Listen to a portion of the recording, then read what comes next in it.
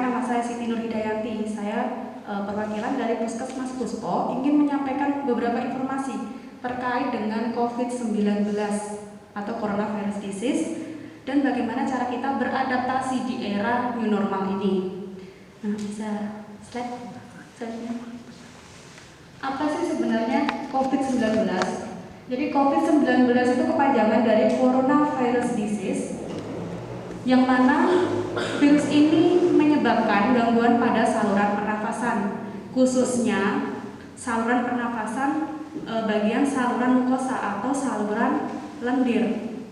Jadi di hidung kita ini bagian atas ini terdapat saluran mukosa atau saluran lendir. Nah, disitulah tempat hidupnya virus corona. Virus ini sebenarnya masih satu spesies, masih satu rumpun dengan virus yang menyebabkan penyakit SARS dan MERS. Ini juga mirip sekali gejalanya mirip corona. Jadi SARS dan MERS ini virus atau penyakit yang dulu pernah menyerang manusia. Akan tetapi perbedaannya kalau COVID-19 ini dibandingkan dengan virus penyebab SARS dan MERS, kecepatannya menyebar lebih tinggi dibandingkan SARS dan MERS. Di Jawa Timur sendiri itu penambahan kasusnya terus terjadi setiap hari. Ini update tanggal 15 kemarin, jadi positifnya itu mencapai 8.000. Yang dinyatakan sembuh sekitar 7.000 dan yang meninggal sekitar 1.000. Nah, di Kabupaten Pasuruan sendiri itu untuk pasien yang positif mencapai 400, kemudian yang sembuh sebanyak 200 dan yang meninggal sebanyak 50, sekitar 40. Next. Kenapa sih bisa berbahaya? Jadi virus corona ini mengapa sih berbahaya bagi tubuh kita? Karena tubuh kita tidak memiliki imun yang spesifik. Jadi ketika virus corona masuk ke tubuh kita tidak punya senjata untuk melawan virus itu, sehingga selang beberapa hari setelah terinfeksi virus, tubuh kita sakit, jadi merasakan gejala sakit. Nah, ini akan lebih berbahaya ketika menyerang kelompok rentan seperti lanjut usia misalnya. Seperti yang telah diketahui bahwa faktor usia itu sendiri memiliki pengaruh terhadap imunitas atau sistem kekebalan tubuh. Jadi semakin bertambahnya usia, ternyata sistem kekebalan tubuh itu bisa semakin menurun. Oleh karena itu mengapa mereka yang memiliki usia di atas 50 tahun akan cenderung berisiko terkena COVID-19 dibandingkan kita yang masih berusia remaja, yang masih berusia produktif. Akan tetapi hal itu tidak membuat kita merasa nyaman, maksudnya merasa aman. Kan kadang yang muda-muda itu merasa, oh aku masih muda, sistem kekebalan tubuhku masih bagus. Itu tidak melulu demikian. Oke, kita masih muda, akan tetapi kalau kita menerapkan kehidupan yang buruk seperti misalnya sering begadang, makan makanan yang tidak bergizi, kemudian jarang berolahraga, kita tetap berisiko terkena COVID-19, jadi mudah terserang COVID-19. Selanjutnya orang dengan riwayat penyakit tertentu, misalnya mereka dengan penyakit bawaan, mereka yang sudah memiliki hipertensi, kemudian penyakit jantung, penyakit ginjal, kondisinya akan lebih parah ketika terserang virus corona. Kemudian tenaga medis, nah tenaga medis ini mereka termasuk dalam kelompok yang rentan karena mereka yang langsung kontak dengan mereka yang positif corona di rumah sakit, biasanya seperti itu, tempat isolasi. Terus ibu hamil itu juga kelompok rentan, kemudian bayi dan balita, serta orang-orang dengan daya tahan tubuh yang lemah, biasanya mereka yang memiliki kanker. Virus corona ini ketika masuk ke dalam tubuh itu memiliki masa inkubasi sekitar 2-14 hari. Jadi masa inkubasi ini adalah waktu yang dibutuhkan oleh virus corona ini untuk menimbulkan gejala sakit setelah dia menginfeksi seorang yang sehat. Gitu. Jadi mengapa kita dianjurkan untuk mengisolasi isolasi diri atau isolasi mandiri selama 2-14 hari, apalagi setelah kita itu bepergian ke tempat ramai, ke tempat yang mungkin menjadi transmisi lokal virus COVID, atau mungkin kita diduga kontak dengan pasien COVID, itu adalah untuk mengetahui apakah selama rentang waktu 2-14 hari ini muncul gejala COVID.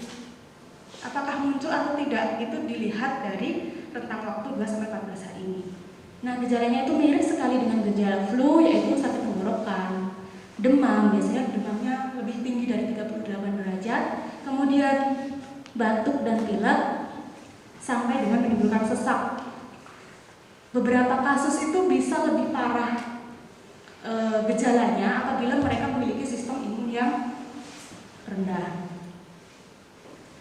Nah, untuk COVID sendiri sebenarnya asal terjadinya penyebaran COVID ini diduga berasal dari hewan ke manusia. Akan tetapi seiring berjalannya waktu, ternyata penularannya itu lebih cepat antar manusia. Penularannya itu dapat berasal dari percikan cairan yang keluar dari hidung. Jadi ketika mereka penderita COVID atau mereka yang terinfeksi COVID itu berbicara, bersin atau batuk, mereka berpotensi menularkan COVID ini ke orang lain. Nah, oleh karena itu mengapa kita dianjurkan untuk menjaga jarak supaya kita tidak terkena cipratan droplet dari penderita tersebut. Dan pentingnya juga kita memakai masker untuk menghindari cairan tersebut. Selanjutnya, kontak dengan barang-barang yang terkontaminasi. Ini biasanya terjadi ketika kita memegang sesuatu, misalnya meja, kursi, laptop, HP, atau beberapa barang-barang lainnya yang kemungkinan terdapat virus corona. Itu bisa menularkan, apalagi setelah kita memegang benda-benda tersebut, kita tidak mencuci tangan terlebih dahulu dan langsung memegang muka. Karena kuman yang dari tangan kita itu akan cepat masuk ke dalam tubuh setelah melalui cairan yang ada di mata, hidung, dan mulut. Oleh karena itu kita dianjurkan untuk selalu mencuci tangan menggunakan sabun dan air mengalir selama 20 detik minimal dengan 6 langkah. Nah, ini yang paling sering biasanya pegang HP. HP ini kelihatannya bersih, tapi kita nggak tahu banyak sekali kuman, bakteri yang ada di HP. Makanya kenapa kita dianjurkan untuk membersihkan HP dengan saluran desinfektan. Boleh pakai alkohol, boleh pakai hand sanitizer. Kemudian yang terakhir, kontak jarak dekat. Nah, penularan kontak jarak dekat ini biasanya terjadi pada saudara-saudara kita medis yang ada di rumah sakit, karena mereka yang langsung menghadapi pasien COVID. Jadi mereka risiko tertularnya lebih tinggi dibandingkan kita yang hanya di rumah saja. Nah, untuk menekan penularan COVID itu sendiri, sebenarnya pemerintah sudah membuat peraturan. Kemarin sempat ada lockdown, kemudian PSBB, kemudian sekolah pada libur, orang yang bekerja dari rumah, seperti itu ya. Berbagai peraturan sudah dilakukan pemerintah untuk menekan terjadinya penularan. Nah, akhirnya pada bulan Juni kemarin diberlakukan new normal. Apa sih sebenarnya new normal itu sendiri? Jadi new normal itu suatu tatanan kehidupan yang baru, di mana kita sudah diperbolehkan untuk melakukan aktivitas sehari-hari. Yang ingin ke pasar silahkan, yang ingin berliburan silahkan. Jadi kita tidak masalah untuk melakukan kehidupan aktivitas sehari-hari. Yang ingin bekerja juga sudah diperbolehkan, akan tetapi dengan syarat tetap menerapkan protokol kesehatan. Next.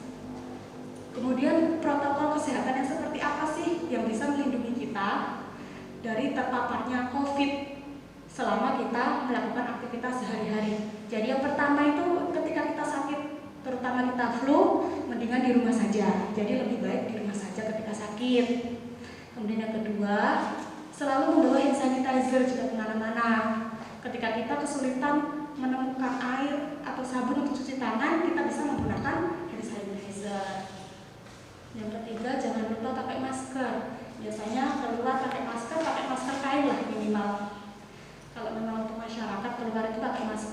dan jangan lupa mengganti masker selama 4-5 jam. Jadi setelah memakai masker selama 4-5 jam itu diganti masker yang baru atau masker yang bersih.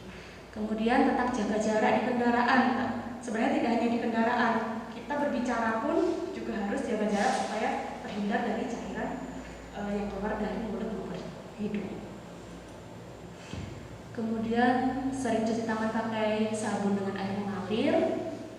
Ada 6 langkah. Nah ini kepotong. Ada 6 langkah. Kira-kira dilaksanakan sekitar kurang lebih 20 menit.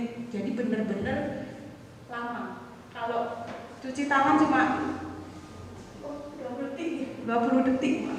Selama 20 detik, kalau 20 menit kelamaan. Jadi selama 20 detik dengan langkah 6 langkah sebenarnya. Next.